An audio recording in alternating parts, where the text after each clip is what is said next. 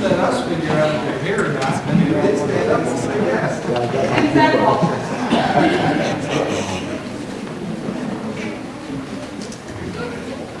Okay, and 8 versus then 6 with 62 verses.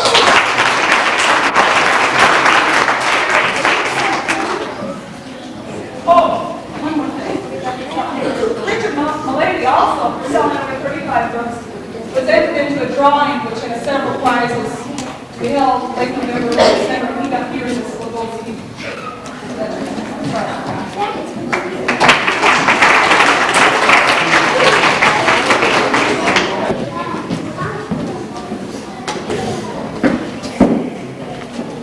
Some of you might notice that this the heroes of 76, these gentlemen have come here to tell you tonight the story of the American flag. Thank you. Thank you, Scott. Good evening, ladies and gentlemen, boys and girls. We are really very pleased to be with you tonight. I don't know that we can really do any better than you did at your opening ceremony, but we'll try. We'll certainly make it a little longer, that's one thing. And we'll try to make it interesting for you. The program we're presenting this evening is prepared by National Sojourners and is intended for presentation to Masonic, civic, patriotic, fraternal, religious, schools, ethnic, in fact, any organization where love of flag and country would be respectfully received. This evening's program is being presented by the Rocky Mountain Camp of Heroes of 76, the Pikes Peak chapter of National Sojourners. My name is Jack Remlin.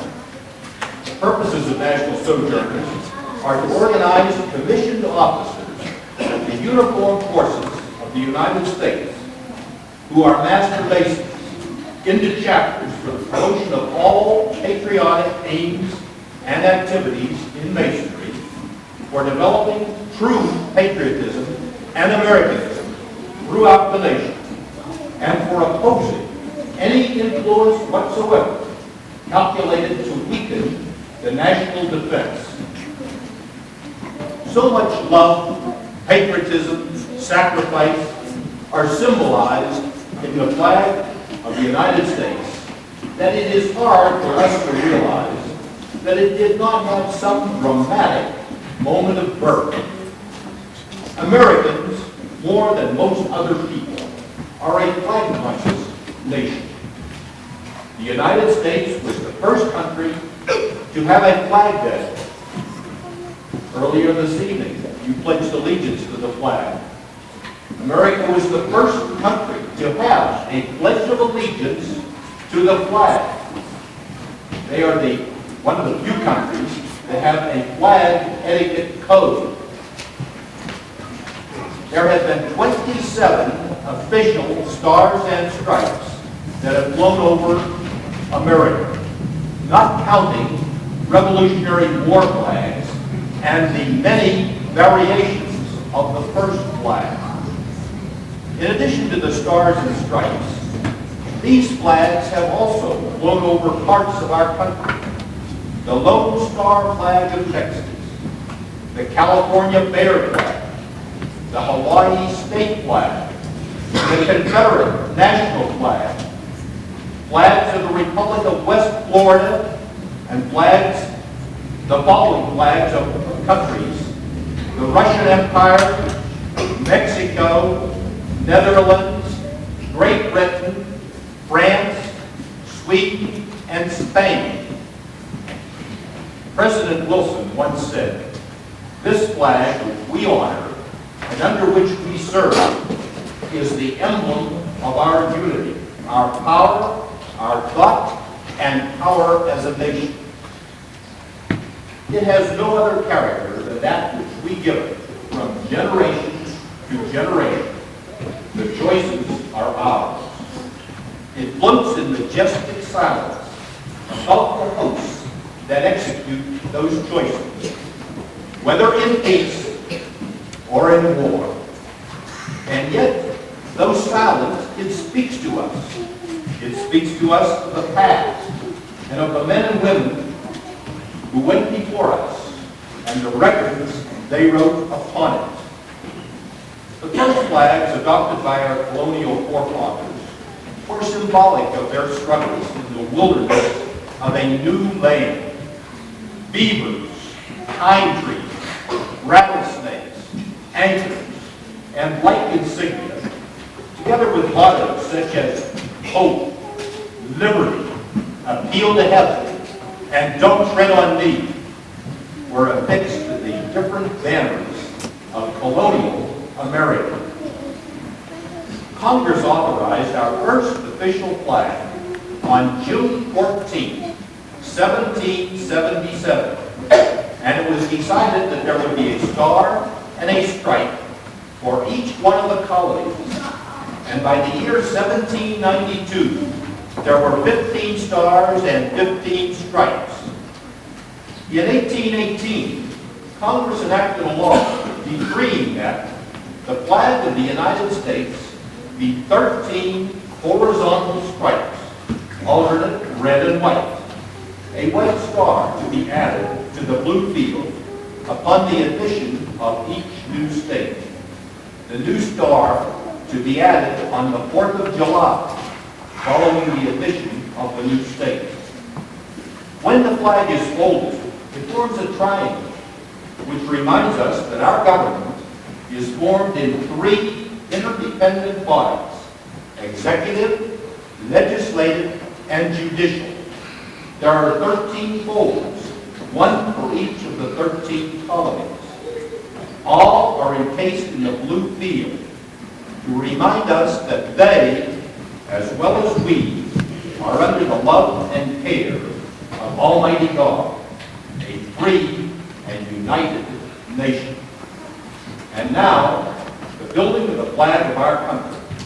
We have here a framework. We have named it the Constitution, the framework upon which these United States rest.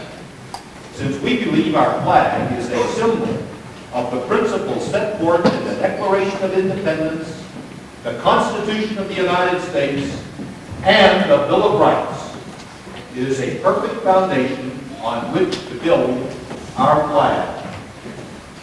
Assisting me in the building of our flag this evening are on your right Brother Bob Tesser, and on your left Brother Ray Davis. And now let us build our flag. The first stripe in our flag is red and stands for valor, zeal, and loyalty. We have often proved we possess these qualities in great abundance. The first stripe represents Delaware, the first colony to ratify the Constitution and become a state in 1787. The second stripe is white, symbolizing hope, purity, and integrity. We place these virtues next to godliness, so the white goes above the red. This stripe belongs to Pennsylvania. As the third stripe goes in place, we remind you that the name Old Glory was first given our flag by Captain William Riley of the brig Charles Black in 1831. This stripe represents New Jersey, which was the third and last colony to ratify the Constitution in 1787. The following year, 1788, 8 colonies became states, starting with Georgia, which was the 4th colony to ratify the Constitution and ask for statehood. As her stripe is fitted into our pattern, let me remind you that Old Glory was first carried at the Battle of Brandywine in September 11, 1777. As the 5th stripe, representing Connecticut, took its place in 1788, you will be interested to know that on January 28, 1778, our flag first flew over a foreign territory at Nassau in the Bahama Islands, and it was French Admiral Lemote Peak who first gave our flag a foreign salute, February 12, 1778. The sixth stripe is the last one to be fully visible. The remaining seven have a part of their stripe covered by the blue field in the upper corner, on which the stars will shine. Massachusetts takes her place as the immediate support of the blue field. The blue Union you now see takes its color from the heavens and reminds us to be reverent to God, to seek truth, fidelity, and justice in all our actions. Now the seventh stripe is put in place. This seventh state is Maryland, proud to have the blue Union cover a portion of her stripe of valor. You are aware that the flag is to be raised briskly and lowered ceremoniously. Legend has it that the flag was lowered slowly at our forts and outposts here in the West, in order that the settlers would not be afraid that the fort had been overrun. South Carolina is next, and a reminder that our flag symbolizes national independence and sovereignty. It is the flag of 240 million plus free people, firmly united. The ninth stripe represents a cautious colony that delayed ratification of the Constitution until certain that the Bill of Rights should be a part of that guarantee of liberty. Only then did Virginia, the oldest of the colonies and often referred to as the mother state, ratify the Constitution. The 10th state, to gain our 10th state, we traveled from down south to New Hampshire in the Northeast. And that's just how our nation and our flag grew from the farthest limits of the American colonies. Our flag gave hope to all the people that freedom would never perish. In July 1788, New York became the 11th state.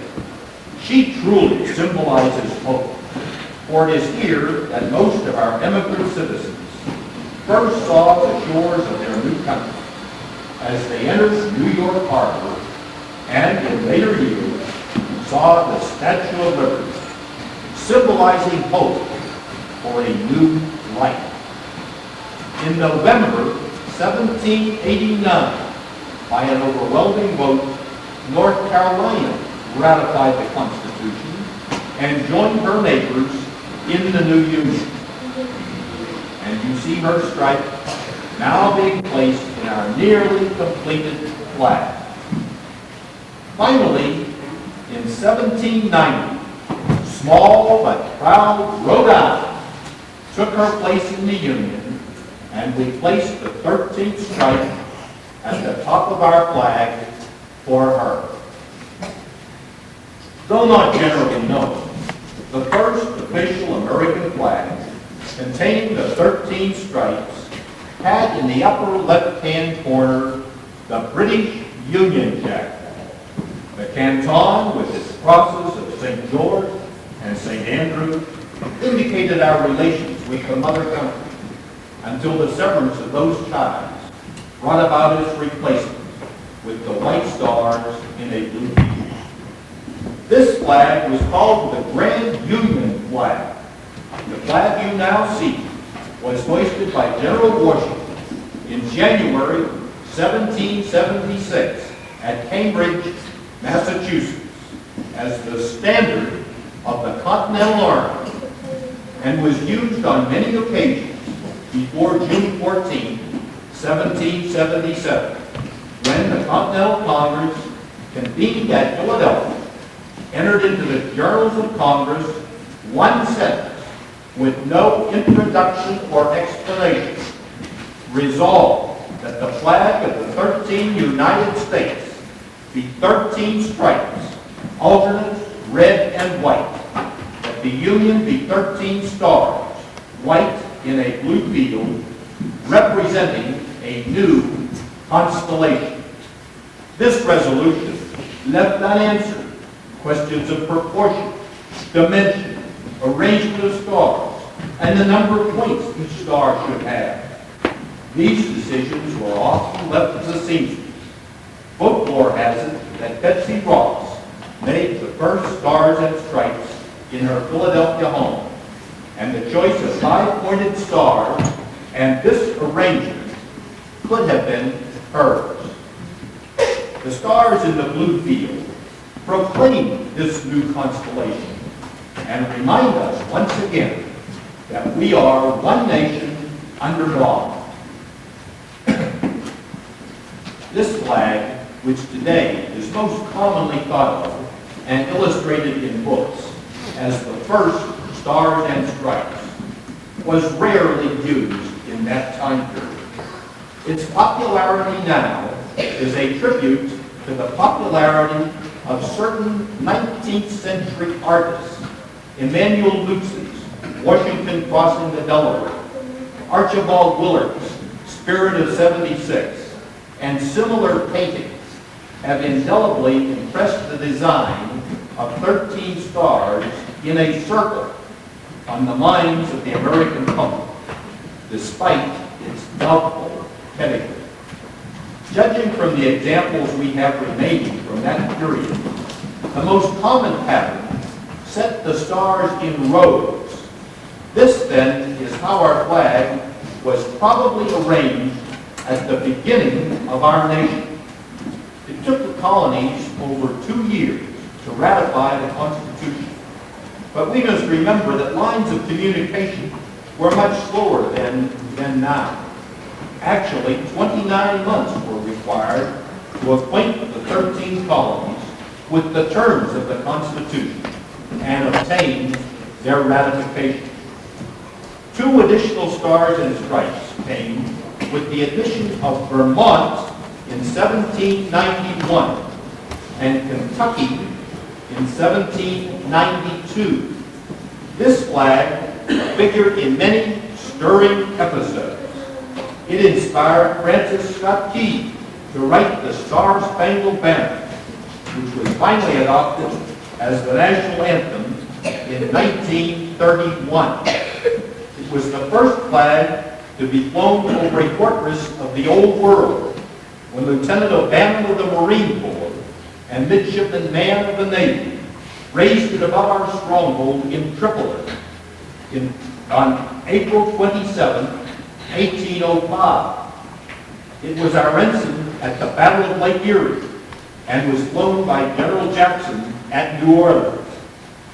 Fearing that too many stripes would spoil the true design of the flag, Congress passed a law on April 4, 1818, returning the flag to its original design of 13 stripes and providing for a new star to be added to the blue field as additional states came into the Union. Now, in a pattern that we are all familiar with today, let's watch and listen to the roll call of the remaining 35 states as their stars are placed in the field of blue. The 16th state in 1796, Tennessee. The 17th state in 1803, Ohio. Although final legal confirmation of statehood for Ohio was not made until 1953. The 18th state in 1812, Louisiana. The 19th state in 1816, Indiana. The 20th state in 1817, Mississippi. The 21st state in 1818, Illinois. The 22nd state in 1819, Alabama. The 23rd state in 1820, Maine. 24th state in 1821, Missouri. The 25th state in 1836, Arkansas. The 26th state in 1837, Michigan. The 27th state in 1845, Florida. And also in 1845, the 28th state, Texas. The 29th state in 1846, Iowa. The 30th state in 1848, Wisconsin. 31st state in 1850, California. The 32nd state in 1858, Minnesota. 33rd state in 1859, Oregon. 34th state in 1861, Kansas. The 35th state in 1863, West Virginia. The 36th state in 1864, Nevada. 37th state in 1867, Nebraska. And the 38th state in 1876 was Colorado. The 39th state in 1889, North Dakota. The 40th state in 1889, South Dakota. The 41st state in 1889, Montana. And the 42nd state in 1889, Washington. The 43rd state in 1890, Idaho. And the 44th state in 1890, Wyoming. The 45th state in 1896, Utah. The 46th state in 1907, Oklahoma. The 47th state in 1912, New Mexico. The 48th state in 1912, Arizona. The 49th state in 1959, Alaska. And the 50th state in 1950, Hawaii.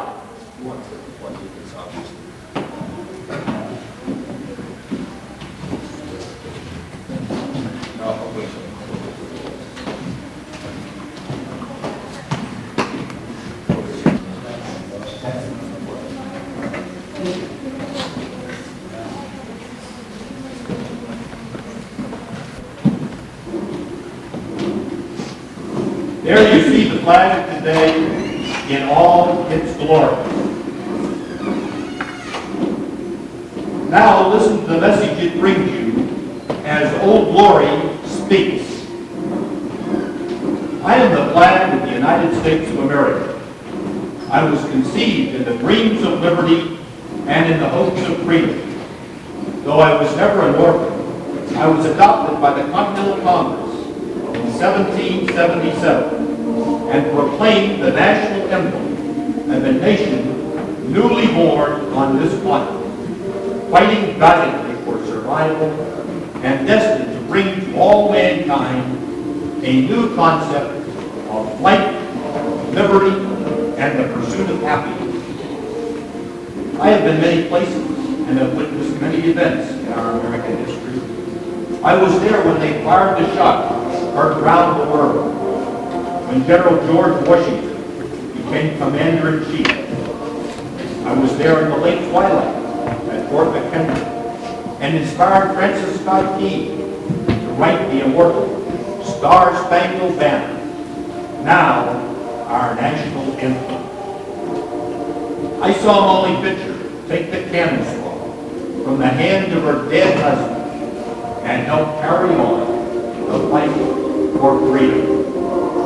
I felt the fighting cold at Valley Forge, and I gave comfort to the tired and hungry Continental Army.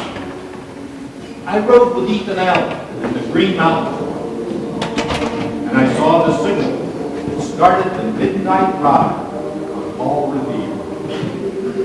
I was flown above the decks of Old Ironside, and from the masts of the Yankee and and the giant Clippers. I blazed the trail west with Daniel Boone and Davy Crook, and I stood beside him at the Alamo.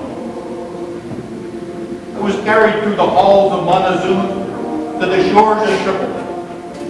I fell to the ground at Custer's last faint, and there were no friendly hands there to pick me up. I galloped up the slopes of San Juan Hill with Teddy Roosevelt and the Rough Riders. I stayed with the boys until it was over there. And I was with them on the battlefields of the Marne, Chateau Thierry, Sand Hill, and the Argonne Forest. I saw many of the youth and men of our nation fall and lie still in death. They had given their last full measure of devotion. The war was over for them forever. But I had kept my lonely vigil over their graves and have stayed to watch the poppies grow among the crosses, row on row, in Flanders fields. I was with them at Pearl Harbor, Omaha Beach, Normandy, and Coral Sea. I was raised by 5 brave men during the hell of Iwo Jima, and I waved farewell to the 4 immortal chaplains who went down with their ship to honor glory. Yes, I proudly waved over our troops, fighting to keep the peace in Korea and the jungles of Vietnam. I have been carried to the South Pole, to the North Pole, and to the moon. I have been to Mars and beyond Saturn and Jupiter, to the darkness of outer space. These events have not come without cause. Throughout our brief history as a nation, when danger has threatened, millions of Americans have left their homes and families to defend the nation for which I stand, some never to return. Yet they are here embraced within my folds forever. For their purity is remembered in my stripes of white. Their blood has given me stripes of red. Their souls are cradled in my stars, and their courage embedded in my blue. I am many things to many people. I am an inseparable link in the chain that binds men to God and country. I am called the red, white, and blue, the Star-Spangled Banner, the Stars and Stripes, but I am most commonly known by a nickname given me by an old sea captain who called me Old Glory. At this moment, while I fly at peace in turbulent times, men and women from nations around the world are still striving to reach my shore, to touch and stand beside it, a symbol of liberty, a standard of justice, a light of humanity, an emblem of man's faith, a beacon shining in the darkness, and here I will always be, for I am the Stars and Stripes forever. I am Old Glory.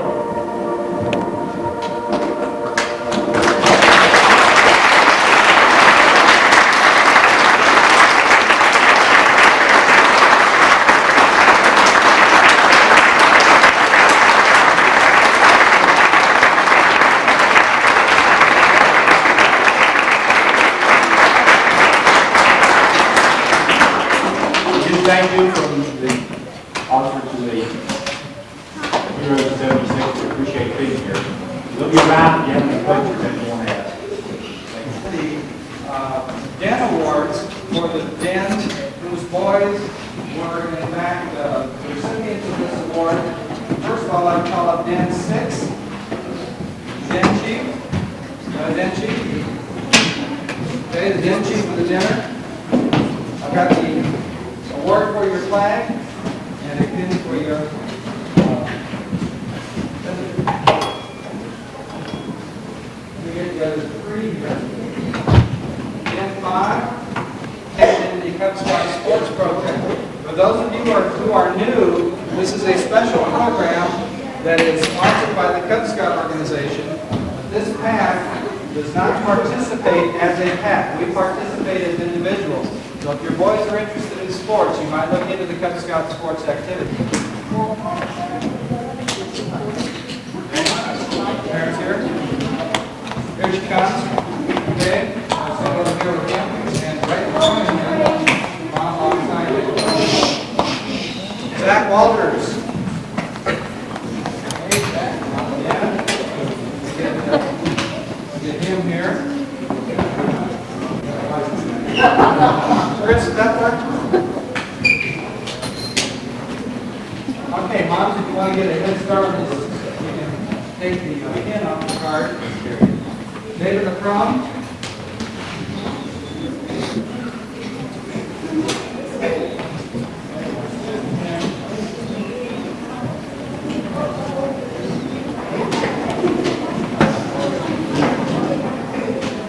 Timothy Briggs.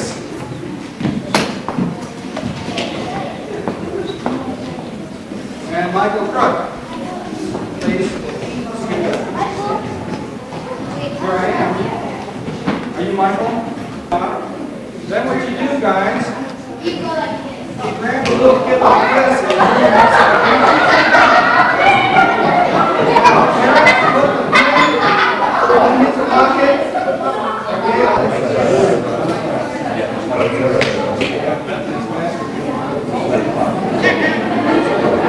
Okay, right side up as you look at it.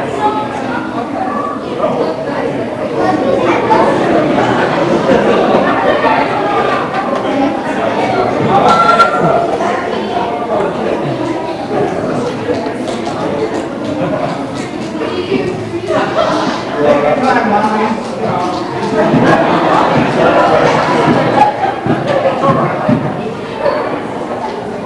Okay, now if the boys are standing up, the pin should be upside down. Okay? Under the circumstances that your parents, that is your Kayla, think that you have done 3 good deeds, you're going to turn that right side up. Congratulations.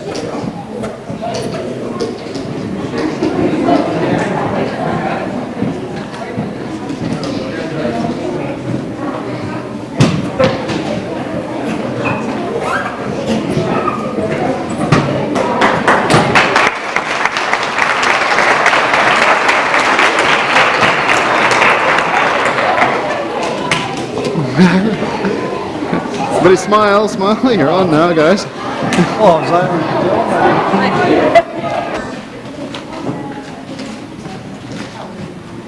I have a one-year service card and a one-time award.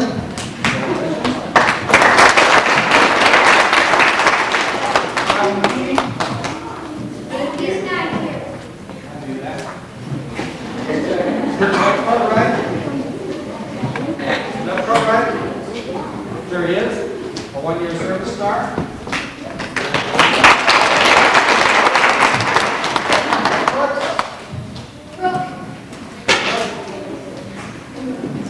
Michael? I have a National Summertime Award and a one-year service star for you.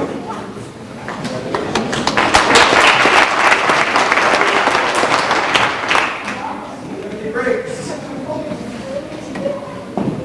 National Summertime Award and a one-year service star.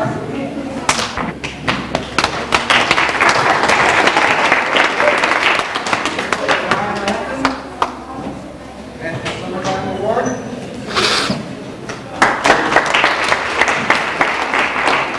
Jeff Lindenmeyer. That camera doesn't catch footage glass blanks to the clock. Jeff tonight gets a one-year service star and a National Summertime Award.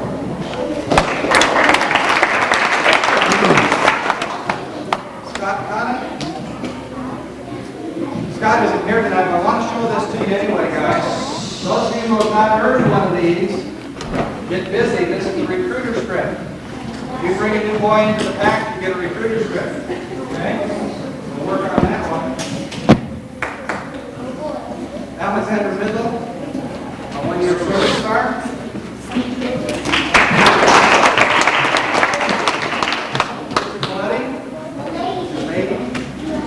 One-year service star, National Summertime Award.